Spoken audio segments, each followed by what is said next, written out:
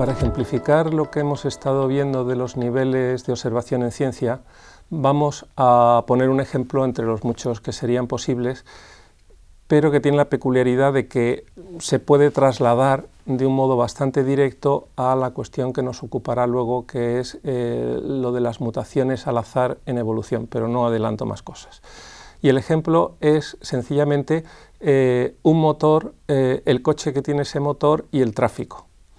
Un motor de los actuales de explosión normales, pues ya saben que tiene un pistón donde se comprimen unos gases y los gases pues se queman después de un chispazo o después de la inyección. Ese gas caliente por la explosión empuja el pistón que mueve la biela, el cigüeñal gira y a continuación ese movimiento se transmite a través de la caja de cambios a las ruedas del coche, que así puede avanzar.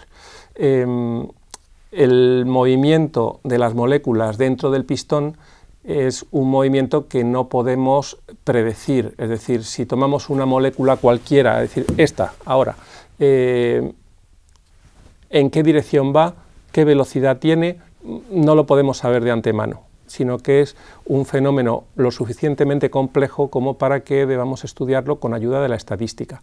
Lo cual no significa que las moléculas se muevan por casualidad. Los ingenieros diseñan los cilindros de modo que el aire tenga unos flujos predominantes que faciliten el llenado y el vaciado del émbolo, que es el pistón, cuando entran y salen los gases, con lo cual tampoco es casual que la mayor parte de las moléculas que encontramos en esta esquina se dirijan en una determinada dirección, haciendo un remolino antihorario o en la dirección que sea.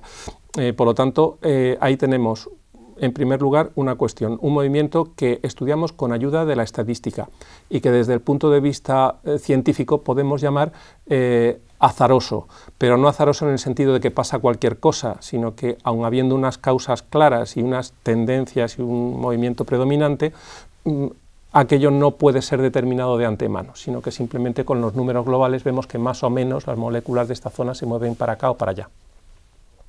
Luego está el nivel del coche entero. Y entonces aquí ya cambian las cosas porque podemos tener coches con distintas arquitecturas. Nosotros los médicos tenemos cierta tendencia a que nos guste bastante la mecánica. Entonces, pues eso de los coches ya desde pequeño a mí por lo menos me ha gustado bastante. Y tenemos clásicamente, ahora con la electrónica ya no se nota tanto porque tienen los controles electrónicos de tracción y de frenado, etcétera, etcétera. Entonces pues ya no, los coches no tienen, por así decir, una personalidad mecánica. Pero clásicamente uno cogía un coche todo atrás, es decir, como un Porsche 911 que tiene el motor atrás, la tracción trasera, ¿y qué es lo que sucedía? Que el peso estaba fundamentalmente sobre el eje trasero y la tracción también, con lo cual al girar el volante no había mucho peso sobre las ruedas delanteras y entonces era un coche de los que se llamaban sobreviradores. El menor toque del volante hacía que el coche diera un giro casi instantáneo. Entonces para los rallies era un coche ideal. Ahora bien, para la conducción normal era un suplicio, había que saber conducir bastante bien para que aquello no le sacara a uno de la carretera. Luego hay otros coches, porque ahora ya con la electrónica, como he dicho, ya la cosa ha cambiado bastante, que eran todo adelante, motor delantero, tracción delantera. Luego hay otras marcas que se han decidido claramente por una mezcla entre el motor delante, el eje que cruza el coche, tracción trasera, pero no voy a entrar. El clásico es el Audi, que fue de los que comenzaron la tracción delantera y el motor delantero. Entonces, el peso delantero y la tracción delantera hace que normalmente las ruedas se mantengan siempre en la misma dirección y hacer que el coche gire me cuesta un esfuerzo notable del volante. Evidentemente antes de la dirección asistida y la dirección electrónica y todo ese tipo de cuestiones, ¿no? Por lo tanto es un coche subvirador, no tiende a girar y por lo tanto es comodísimo para el conductor medio, pero evidentemente un suplicio para un conductor de rallies, no tiende a girar en absoluto. Subamos un nivel más y consideremos el tráfico. Entonces vemos cómo los coches van por las carreteras y si el tráfico adquiere cierta densidad, aparecen embotellamientos. Si han estado en algún embotellamiento, habrán visto un fenómeno curioso, que es que se produce un atasco una parada de 2 minutos, 3 minutos incluso o más, y luego cuando el tráfico se reanuda uno espera ver un punto conflictivo donde ha habido un accidente, un coche atravesado, un camión volcado, y no ve nada. Y es que el tráfico, cuando adquiere cierta densidad, adquiere propiedades parecidas a las que tienen los fluidos en las tuberías. Y entonces esas ondulaciones de presión que pueden hacer que el fluido se detenga en ciertos momentos, también sucede con el tráfico.